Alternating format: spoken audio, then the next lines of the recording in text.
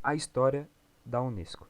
A discussão a respeito da necessidade de ser criada uma organização voltada para a promoção da educação, da cultura e da ciência como forma de promoção da paz mundial começou a ser formulada durante a Segunda Guerra Mundial. Em 1942, foi realizada em Londres a Conferência dos Ministros da Educação dos Países Aliados, a CAME, Conference of Allies Ministers of Education.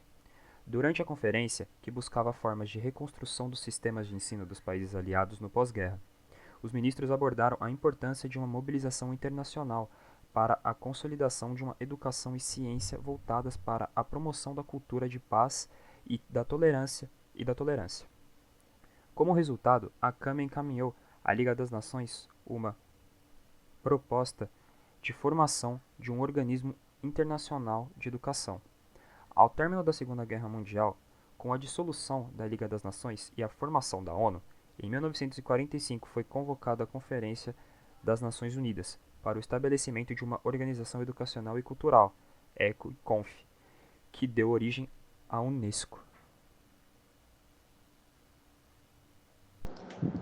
A principal missão da Unesco é contribuir com a construção da paz entre os países, reduzindo a pobreza, promovendo o desenvolvimento sustentável e o diálogo intercultural, através da educação, ciência, cultura, comunicação e informação. Essa organização ela concentra duas prioridades globais: a diminuição da taxa do analfabetismo e a igualdade de gênero. No Brasil, desde 1964, a organização Unesco visa auxiliar a formulação e a operacionalização de políticas públicas que estejam em sintonia com as suas estratégias e prioridades. Sua atuação ocorre prioritariamente por intermédio de projetos governamentais de cooperação técnica, mas também em parceria com outros setores da sociedade civil.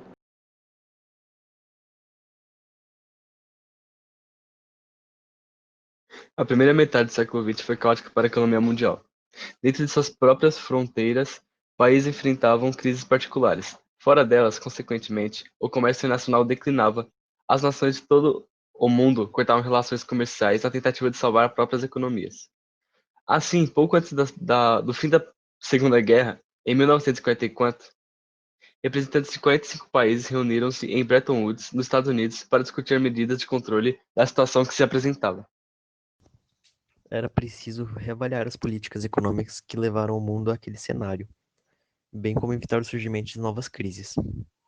As reuniões em Bretton Woods promoveram acordos financeiros internacionais e a criação de instituições de apoio e fiscalização monetária, como o Banco Mundial e o próprio FMI.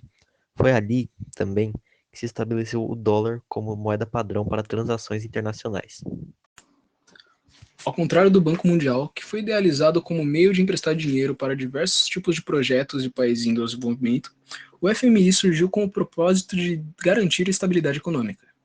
Percebeu-se principalmente com a crise de 1929 que o colapso interno de uma nação poderia prejudicar toda uma cadeia comercial que ela ajuda a sustentar. Por isso, convinha criar um fundo monetário que emprestaria dinheiro para países em crise, evitando que um colapso interno tivesse efeitos internacionais. Um bom exemplo da atuação do FMI no mundo foi a crise econômica na Grécia, no ano de 2010, onde, para superar a situação de crise econômica, medidas como a implementação de um pacote anticrise foram lançadas. Em maio de 2010, o primeiro pacote foi aprovado pela União Europeia e o FMI, no qual o governo grego recebeu 110 bilhões de euros. Não sendo suficiente, o empréstimo aumentou para 240 bilhões de euros. Atualmente, o país tem uma dívida com o FMI no valor de aproximadamente 21 bilhões e meio de euros. Beautiful!